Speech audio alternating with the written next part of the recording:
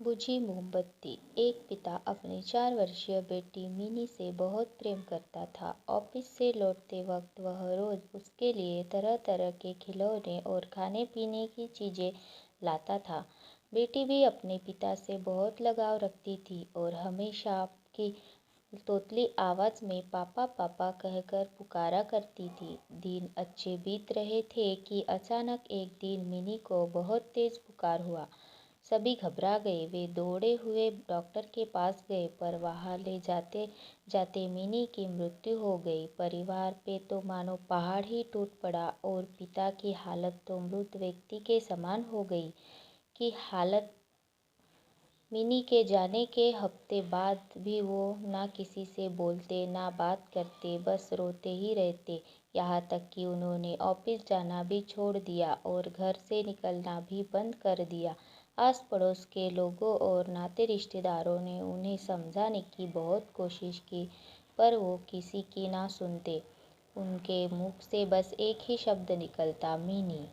एक दिन ऐसे ही मिनी के बारे में सोचते सोचते उनकी आंख लग गई और उन्हें एक स्वप्न आया। उन्होंने देखा कि स्वर्ग में सैकड़ों बच्चियां परी बनकर घूम रही है। सभी सफेद पोशाकें पहने हुए हैं और हाथ में मोमबत्ती लेकर चल रही है। तभी उन्हें मिनी भी दिखाई दी। उसे देखकर पिता बोले, मिनी मेरी प्यारी बच्ची, सभी परियों में मोमबत्ती जल रही है, पर तुम्हारी बुझी क्यों है? तुम इसे जला क्यों नहीं देती? मिनी बोली, पापा मैं तो बार बार मोमबत्ती जलाती हूँ, पर आप इतना रोते हो कि आपके आंसुओं से मेरी मोमबत्ती बुझ जाती है। ये सुनकर ही पिता की नींद टूटी।